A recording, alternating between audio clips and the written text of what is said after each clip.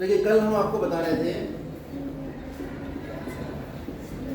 सरल रेखाकार जिसको हम लिखते हैं एम से, और कल हमने आपको ये बता दिया था कि अगर ये कोण थीटा बनता है जो एक्स अक्ष की धनात्मक दिशा से वामावर्त डायरेक्शन में एंटी क्लॉकवाइज अगर कोई सरल रेखा कोण बनाती है तो उस कोण की स्पर्श रेखा यानी टेंजेंट अगर हम ले लेते हैं तो उसको हम कहते हैं स्पर्श रेखा की प्रवृत्ति। इससे थोड़ा सा एक कदम और आगे अगर बढ़ जाएं, हम कहें भी हमारे पास दो बिंदु हैं x1 y1 और दूसरा बिंदु है x2 y। इन दोनों को मिलाने वाली जो रेखा है वो जाहिर सी बात है x अक्ष से तो कोई ना कोई कोण बनाएगी। कुछ सरल रेखा जब कितनी भी खींचोगे तो वो x अक्ष से y को काटेगी जब तक किसी दूसरे अक्ष के समांतर नहीं है। तो ये हमारे पास सरल रेखा है, ये बिंदु का निर्देशांक x1 y1 है, इस बिंदु का निर्देशांक x2 y2। अगर मैं इस बिंदु A से यहाँ लंब डाल देता हूँ तो ये x1 और ये y1। इस बिंदु को अगर मैं B कहूँ और यहाँ से लंब डाल देता हूँ x अक्ष पर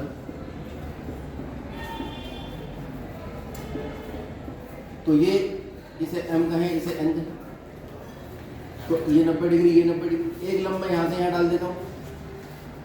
जैसे मैंने ये लंब यहाँ डाला तो ये जो दूरी थी ये x2 हो गई यहाँ से यहाँ तक, और ये दूरी y2 हो गई ऊपर से। यानी कुल मिला के अगर मैं लिखूँ कि AM जो है वो लंब है किस पर, x अक्ष पर, BN लंब है किस पर, x अक्ष पर, A ये y2 जो लंबाई हुई इसकी ऊपर से नीचे, इसे अगर मैं P कह दूँ, AP जो है वो लंब है BN पर। अब आपको चीज़ें क्लियर हो गई। तो ये लंब है तो ये भी 90, ये भी 90, ये भी 90, ये एक आयत बन गया। और अगर ये आयत बनेगा तो जितना अगर ये y1 है तो ये भी y1 ही हो जाएगा। ये y1 है और ये पूरी y2 है, यानी कुल मिला के PN जो है वो AM के बराबर होगा यानी y1 के, और BN जो है वो y2 के बराबर है। तो BP की अगर मैं मान निकालूंगा तो y2 माइनस y1 आ जाएगा। ये y1 है पूरा y2, तो ये BP छोटा सा कितना आएगा y2 माइनस y1। ये O था। मैं यहाँ देख रहा हूँ OM बराबर x1 है, ON बराबर x2 है, तो MN कितना आ जाएगा, x2 माइनस x1 आ जाएगा। और जितना MN है क्योंकि ये आयत बन रहा है वो AP है, AP कितना हो गया, वो भी आपका x2 माइनस x1। कोई दिक्कत इसमें? मैं आपको सिद्ध करके बता रहा हूँ, ये चीज़ें आसान से नहीं, डायरेक्ट फार्मूला तो लिखवा के याद कराना बड़ा आसान है। अगर हम इस त्रिभुज के अंदर देखें, त्रिभुज APB में अगर ये x अक्ष से ये जो रेखा है वो थीटा कोण बना रही होगी, x अक्ष की धनात्मक दिशा से घड़ी घूमने की सुई की उल्टी की दिशा में जो x अक्ष से रेखा कोण बना रही है वो थीटा है। तो ये भी इस पर लंब है और ये भी इस पर लंब है। एक ही रेखा पर अगर दो लंब रेखाएं वो आपस में कैसी होती हैं, समांतर। ये समांतर है तो ये तिर्यक हो गई, ये तिर्यक है तो ये वाला कोण इस कोण के बराबर आ जाएगा। संगत था, संगत कोण आपस में बराबर होते हैं। अगर दो रेखाएं एक प्रतिच्छेद करती हैं तो ये दोनों संगत कोण आपस में बराबर होते हैं। इसमें अगर मैं tan थीटा निकाल दूं, वो होता है लंब बटे आधार, तो इस कोण के लिए लंब कौन हो जाएगा, BP, और आधार कौन हो जाएगा, AP। tan थीटा क्या होती है, स्लोप, क्यों, और BP कितना है y2 माइनस y1, और AP कितना है। ये आपके पास एक नया फार्मूला निकल कर आ गया स्लोप का, कि अगर दो बिंदुओं को जोड़ने वाली रेखा की स्लोप निकालेंगे, प्रवणता निकालेंगे, वो अगर y निर्देशांकों का अंतर बटे x निर्देशांकों का अंतर, कौन सा y1 होगा कौन सा y2 होगा ये आप निर्धारित करोगे। जनरल रूल ये है कि अगर आप AB लिख रहे हो तो B y2 होगा और A y। जिसके y में से y हटाओगे उसी के x में से x हटाओगे। अंश में y घटता है, हर में x घटता है। ये आपने मैथमेटिक्स फिजिक्स में खूब पढ़ा, जिसे कहते हैं dy/dx, खूब पढ़ा है आपने। जिसे वेग कहते हैं ds/dt, एक्सीलरेशन आता है dv/dt, फिर समीकरण आ जाती है ना, वर्क पढ़ा होगा, बहुत सारी चीज़ें आपने पढ़ी। वो सब इस मैथमेटिक्स जो ये चल रही है, ये पढ़ने के बाद अगर आप पढ़ते तो आपको वो चीज़ें बहुत ही अच्छे से समझ में आए। चलिए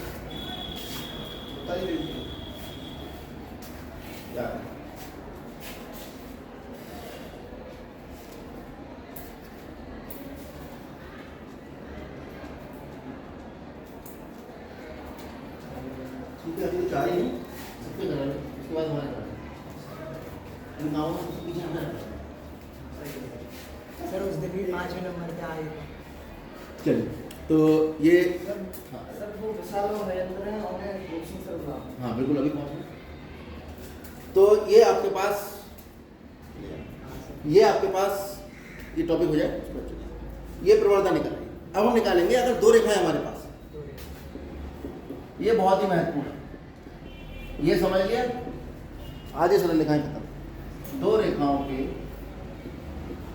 मध्य कोण, ये हम दो रेखाओं के मध्य कोण ज्ञात करें। ये हमने क्या ज्ञात किया था, सरल रेखा का ढाल। ये जब केवल कोण पता है, ये जब हमें दो बिंदु पता है, और कभी कभी दोनों को वो मिला देगा।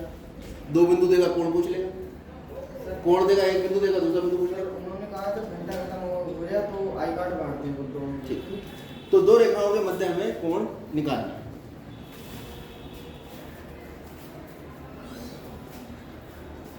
तो पहले दो रेखाएं ढूंढो।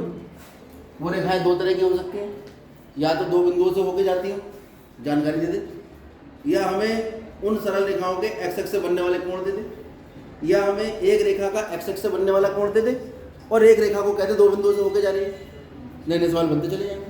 अभी हम जो स्थिति लेके चल रहे हैं वो स्थिति लेके चल रहे हैं जिसमें दोनों कोण हमें पता है। तो दो रेखा बना लो कैसी भी, जैसी तुम्हें सही लगे।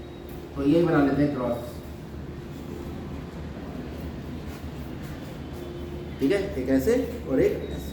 तो ये वाली रेखा एक्स एक्स से जो कोण बना रही है वो मान लेते हैं थीटा 1। ये वाली रेखा जो एक्स एक्स से कोण बना रही है वो थीटा 2। इस रेखा की प्रवणता कितनी आ जाएगी अगर मैं उसे m1 कहूं, कितनी आएगी बताओ? क्या होती है प्रवणता, अभी तो बताया।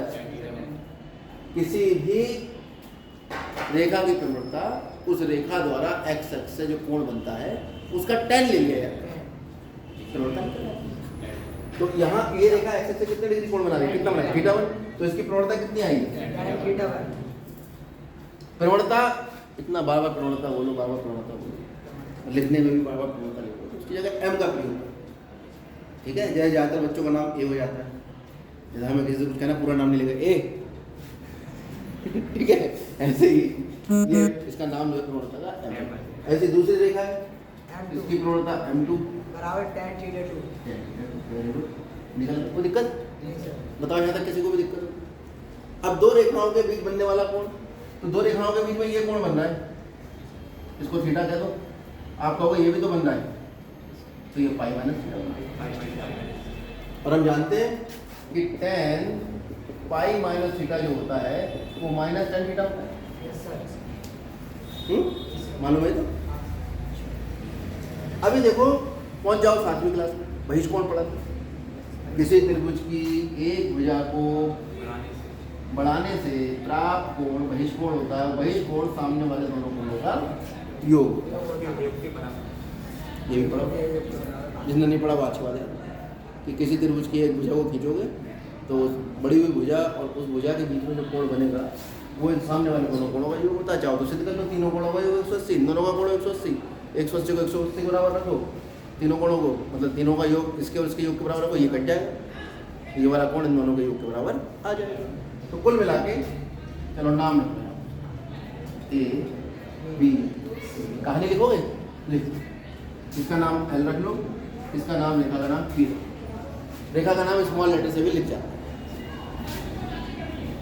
रेखा एल तथा रेखा पी स्मॉल द्वारा एक्स अक्ष से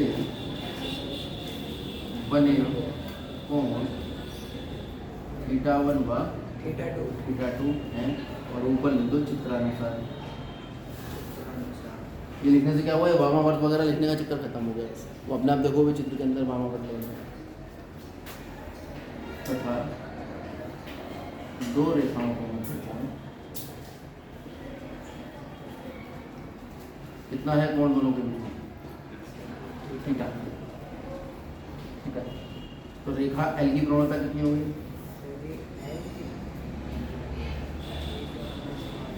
m1 कितनी होगी, रेखा पी की प्रवणता m2 बराबर थीटा 2।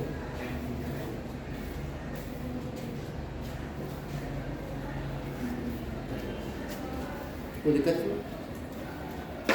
अब इस त्रिभुज में देखो,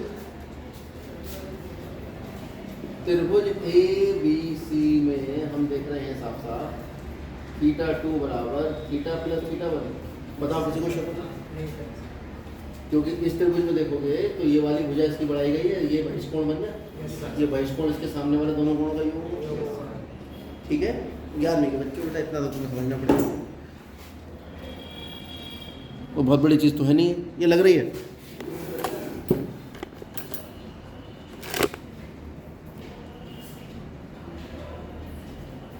तो दोनों तरफ टेन ले लें।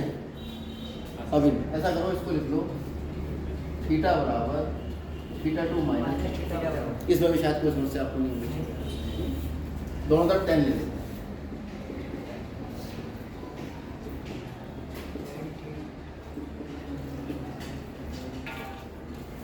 ठीक है, कुछ बच्चे लाल भुजक्कर टाइप के होते हैं, मतलब उन्हें बूझना, हर चीज़ को बूझना होता है, तो कह रहे हैं साइन क्यों नहीं लेगा, कॉस क्यों नहीं लिया, सेक क्यों नहीं लिया, टैन क्यों लिया। ठीक है, तो उनके सवाल का भी जवाब है कि भाई क्योंकि प्रवणता टैन होती है इसलिए टैन लिया, प्रवणता साइन होती है तो साइन लिया। ये tan theta 2 minus tan A minus B कितना हुआ, theta tan A minus tan B बटे 1 plus tan A tan B. कोई दिक्कत, नहीं सर। कोई समस्या है? तो ये क्या है, tan theta 2 m2 minus m1 बटे 1 प्लस m1। भाई तुम कौन होते हो ये कहने वाले कि m2 पहले आएगा, मैं तो इसको m1 कहूँगा, इसको m2 कहूँगा, चीज़ें बदल जाएंगी। ठीक है, अतः हम कह सकते हैं कि tan थीटा बराबर जो है वो मॉड m2 माइनस m1 बटे 1 प्लस m1। जब प्लस का निशान लेंगे तो ये वाला कोण निकलेगा, और माइनस का निशान लेंगे तो tan थीटा बराबर मॉड, इसलिए किताबों में लगा होता है। ठीक, कुछ किताबों में ऐसे भी कह दिया होता है, इन्वर्स फंक्शन अगले साल पढ़ेंगे, थीटा बराबर tan इन्वर्स, इसके बारे में डिटेल में आपको बाद में समझाया जाएगा, अभी बस थोड़ा सही समझ। इसको ऐसे लिख देते हैं या ऐसे, और थीटा क्या है, दो भुजाओं के बीच में बना। तो अगर आपको दो भुजाओं के बीच का कोण निकालना है तो आप उनकी प्रवणताएं निकाल लीजिए, और tan थीटा बराबर ये सूत्र लिखोगे, इस सूत्र में मान लगा दोगे, थीटा का मान निकल आएगा, दो रेखाओं को प्रवणता। आगे बढ़ते हैं सबसे इम्पोर्टेंट टॉपिक पर। यदि दो रेखाएं, सर मॉड में साइन चेंज होते हैं नहीं? क्या बेटा, मॉड में सर साइन चेंज होते हैं नहीं? मॉड जब भी हटता है प्लस माइनस आता है, क्योंकि मॉड की जो वैल्यू है वो अंदर मॉड के लिखा है तो प्लस लिखा है तो प्लस, माइनस लिखा है तो माइनस, क्योंकि माइनस लिखा है जब मॉड हटाओगे और माइनस लगाओगे तो वो माइनस माइनस क्या कर देगा, प्लस हो जाता है। ऐसा नहीं होता कि मॉड माइनस को खा जाता है, ऐसे खाता है, खाने का भी तरीका है। तो यदि दो रेखाएं परस्पर समांतर, तो बताओ क्या होगा, दो रेखाएं अगर समांतर ऐसी तो होंगी, ये काटेंगे नहीं, काटेंगे नहीं तो कोण बनेगा नहीं, कोण कितना होगा, तो उनके बीच में कोण कितना होगा, जीरो। ये वाली बात समझ में आई? तुम्हारी कॉपी में जितनी भी लाइन है उनके बीच में कोण जीरो, तो थीटा जीरो हो गया, दो रेखाओं के बीच में कोण कितना हुआ, जीरो। अब क्योंकि tan थीटा जो है, जो दो रेखाओं के बीच का कोण है, उसका सूत्र तो ये होता है,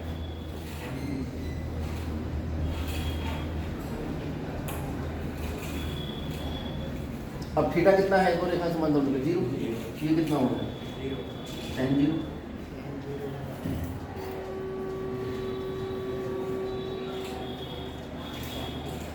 कितना आ गया भाई, tan जीरो कितना होता है, tan जीरो जीरो।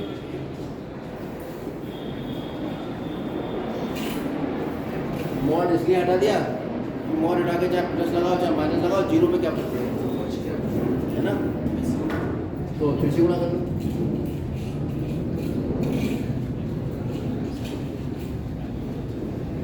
जीरो का बड़ा महत्व है, जीवन में जो जीरो होते हैं उन पर किसी चीज़ का असर नहीं होता, दुनिया जैसे होता है। हर परिवार में या हर खानदान में एक आध आदमी होता है जिसको किसी बात से कोई मतलब नहीं होता, कोई मर रहा तो कोई मतलब, कोई शादी हो रही तो कोई मतलब नहीं, ठीक है, वो अपने में मस्त रहता है। जीरो बराबर m2 माइनस गुणा करो कितना होगा, जीरो। m1 बराबर, तो m2 किसके बराबर है, m1। यानी अगर दो रेखाएं समांतर हैं, क्या रिजल्ट निकला यहाँ से, अगर दो रेखाएं समांतर हैं तो उनकी प्रवणताएं आपस में बराबर होंगी। और अगर रेखाओं की प्रवणताएं बराबर हैं तो रेखाएं इसी तरह से सवाल बनेगा। वो कहेगा चेक करो, जांच करो रेखाएं समांतर हैं या नहीं, प्रवणताएं निकालो बराबर है समांतर हो। समझ में आ रहा है? वो कहेगा भी जांच करो कोण कितना आ रहा है, तुमने प्रवणताएं निकाली बराबर दिख गई तो कोई सूत्र लगाने की जरूरत ही नहीं। जैसे रेखाएं बराबर बराबर प्रवणताएं, मतलब रेखाएं कैसे समान, इसे नोट में लिख लो। अतः दो रेखाओं की प्रवणता समान होने पर रेखाएं कैसी होती हैं? समांतर होती हैं। ये नोट में याद रख लो। ये वाली बात तो हमने सिर्फ करी थी कि यदि दो रेखाएं समांतर हैं तो M1 बराबर M2। और दूसरा केस क्या है? यदि दो रेखाएं समांतर हैं तो उनकी प्रवणताएं बराबर या समान। ये छोटे छोटे नोट्स हैं जिनको बनाते हुए चलना, बहुत काम आएंगे सवालों में। ठीक, अगले स्टेप पर पहुंचे। बिल्कुल ठीक बात पकड़ी। 20 नंबर के टिक मार आएंगे, एक समांतर पाएगा एक लंब पाएगा। बात करते यदि दो रेखाएं लंब हो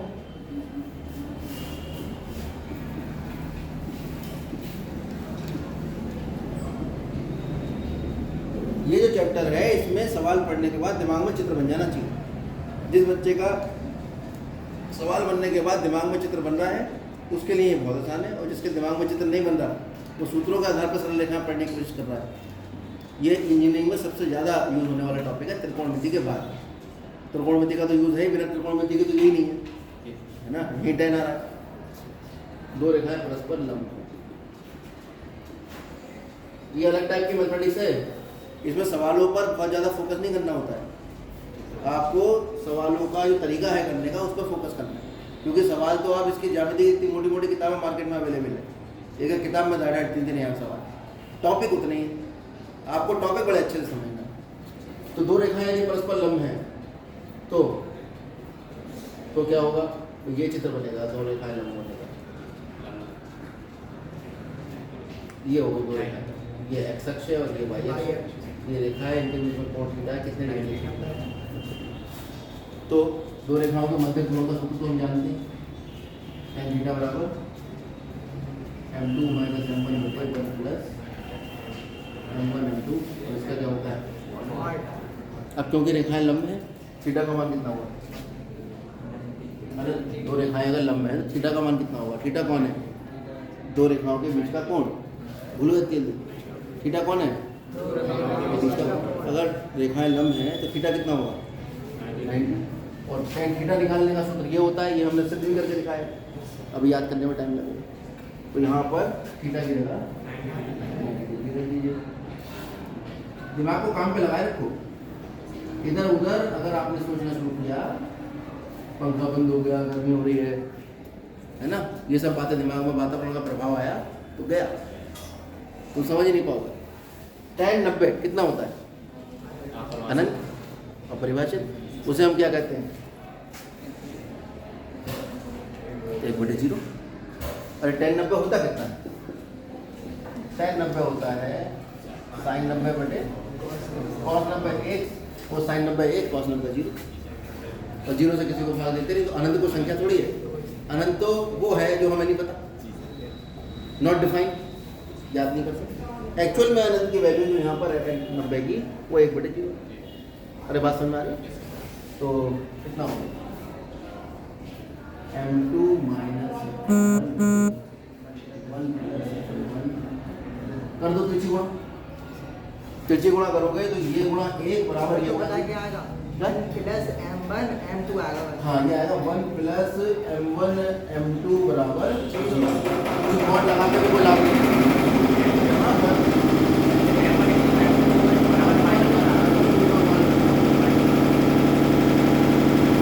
यानी दो रेखाएं यदि लंब हैं तो उनकी प्रवणताओं का गुणनफल -1 होता है। और नई चीज निकलेगी यहाँ से, अगर दो रेखाएं लंब हैं और एक रेखा की प्रवणता हमें पता है, दो में से एक की प्रवणता हमें पता है। तो हमें पता है कि दोनों का गुणनफल कितना होगा -1। यही से अगर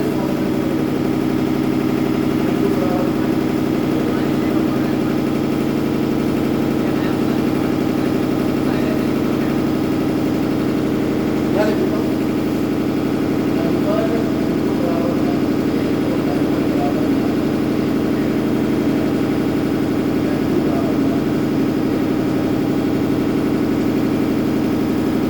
तो अगर एक की प्रवणता पता है तो -1 बटे करते ही दूसरे की प्रवणता निकाल, यानी नए क्वेश्चन बनते हैं। मैं कह रहा हूँ एक रेखा की प्रवणता 2 है, एक रेखा की प्रवणता 2 है, उसके समांतर रेखा की प्रवणता बताओ कितनी हो गई। सुना नहीं तुमने ध्यान से, मैंने कहा एक रेखा की प्रवणता 2 है, उस रेखा के समांतर रेखा की प्रवणता बताओ। तो समांतर रेखाओं की जो प्रवणता होती है वो आपस में कैसी होती है, बराबर। एक रेखा की प्रवणता 2 है तो उसके समांतर रेखा की प्रवणता कितनी होगी। एक रेखा की प्रवणता 5 है, उसके लंब रेखा की प्रवणता कितनी है, -1/5। क्योंकि अगर एक रेखा की प्रवणता पता है तो दूसरे की प्रवणता निकलती है -1/5। रेखा की प्रवणता अगर 5 है तो उसके लंब रेखा की प्रवणता जो है वो -1/5। अब मैं देखो यह चित्र बना रहा हूँ, ये एक रेखा है इसकी प्रवणता 5 है,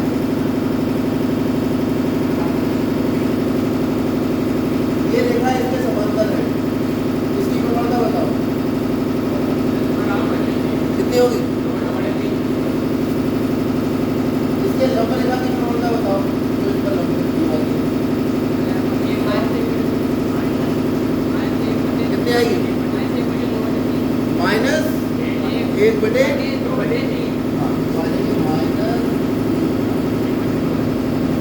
एक नंबर ये तैयार होगा कि एक रेखा की प्रवणता देगा, कभी लंब की पूछ लेगा कभी समांतर की पूछ लेगा। क्लियर हो गई बात।